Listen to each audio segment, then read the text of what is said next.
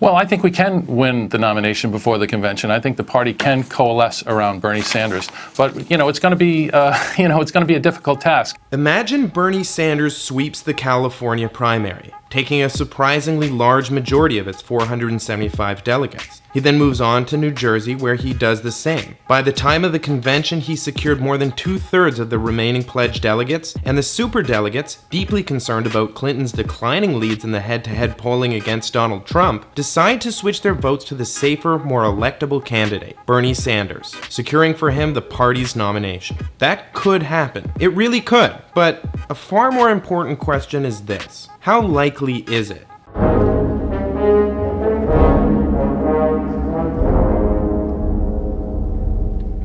The reality is that a Bernie victory at this point is not very likely. Huffington Post's polling data suggests he's presently about 10 points behind Clinton in California. That's a long way off from winning 2/3 of the pledged delegates, especially since California votes rather than caucusing, and Clinton's more rural support tends to lead to her winning more delegates with fewer supporters. And in New Jersey, Bernie's behind by over 18 points.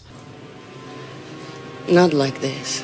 Now, polls can be wrong, but even if Sanders pulls out a miracle and catches up to Clinton in pledged delegates, the chances that the establishment superdelegates will switch sides is, let's face it, highly unlikely. Now, you might be thinking, wait a minute, isn't the entire point of superdelegates to pick the most electable candidate for the Democratic Party? And isn't Bernie more electable than Hillary Clinton? Well, the answer to both questions is yes. I recently did a whole video explaining the history and purpose of superdelegates, and the head-to-head polling for Bernie versus Trump is far more optimistic than it is for Clinton. But throughout the primary season, the superdelegates have proven that they don't care who is more electable. As you can see, Bernie's been clearly more electable since about March, but have the superdelegates switched sides en masse? I think you know the answer. Why the superdelegates refuse to do their duty is anyone's guess. Mine is that they would rather lose with a candidate who won't change the system rather than supporting one who would undermine it. After all, the corrupt campaign finance system is what put most of these Democratic insiders in a place of power in the first place.